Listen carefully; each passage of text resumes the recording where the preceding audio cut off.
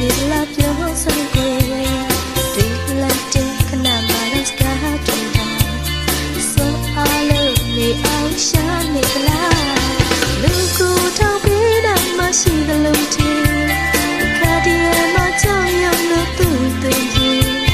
ဘယ်စီကိုသူစိတ်တွေလေးလို့နေပြီးဆိုချင်ပြလိုက်ရင်စကားပြောခ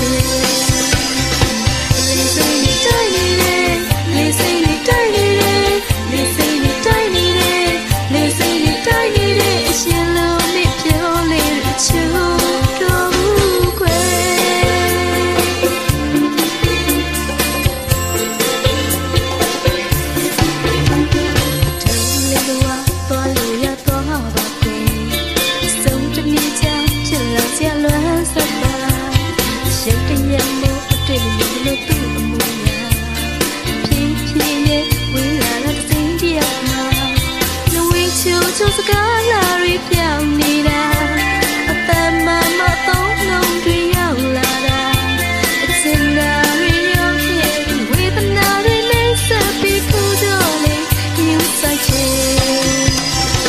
လေစိတ်နဲ့တိုင်းနေတယ်လေစိတ်နဲ့တိုင်းနေတယ်လေစိတ်နဲ့တိုင်းနေတယ်လေစိတ်နဲ့တိုင်းနေတယ်အရှင်လုံးနဲ့ပြောလေတဲ့ချိုး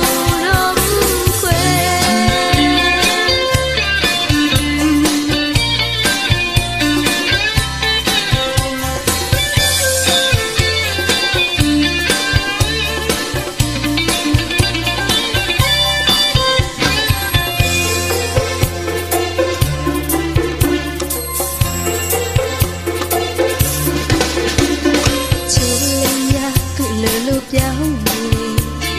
နောက်တရားနဲ့စနေလာပြောင်းစားခွေရစ်တရားမို့တွေ့နေလို့သူ့မြာအပြင်းပြင်းနဲ့ဝေးလာတဲ့စိတ်တရားမှာလဝီချူချူစကား